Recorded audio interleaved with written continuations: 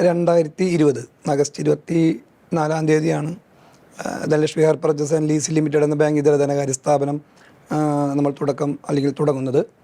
അന്ന് നമ്മളുടെ കൂടെയുള്ള മാനേജ്മെൻറ്റും നമ്മളും എടുത്തൊരു തീരുമാനമായിരുന്നു, ധനലക്ഷ്മിയുടെ ഓരോ മുന്നോട്ടുള്ള യാത്രയിലും നമ്മൾ ചെയ്യുന്ന ബിസിനസ്സിൽ നിന്ന് കിട്ടുന്ന ഒരു ലാഭവിഹിതം ചാരിറ്റി പ്രവർത്തനങ്ങൾക്ക് മാറ്റിവെച്ചുകൊണ്ട് മുന്നോട്ട് പോകുക എന്നുള്ള ഒരു ആശയം അന്ന് ഞങ്ങൾ ഒരുമിച്ച് കൂട്ടായി എടുക്കുകയുണ്ടായി.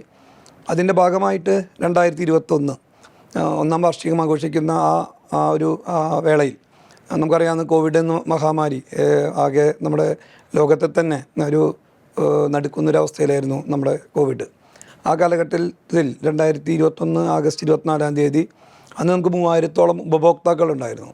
ആ 3000-ഓളം ഉപഭോക്താക്കൾക്കുള്ള കിറ്റുകൾ, ഓണക്കിറ്റുകളും അതേപോലെ നമ്മുടെ ജീവനക്കാർക്കുള്ള ഓണക്കോടിയും ഓണക്കിറ്റുകളും നൽകിക്കൊണ്ടാണ് ഒന്നാം വാർഷികം ആഘോഷിക്കുന്നത്. പിന്നെ അവിടെ നിന്ന് അങ്ങോട്ട് ബിസിനസ്സിന് പുറമെ ചാരിറ്റി പ്രവർത്തനങ്ങൾക്ക് മുൻതൂക്കം നൽകിക്കൊണ്ടാണ് കമ്പനി മുന്നോട്ട് പോയത്. അതായിരുന്നു ധനലക്ഷ്മിയുടെ തുടക്കം.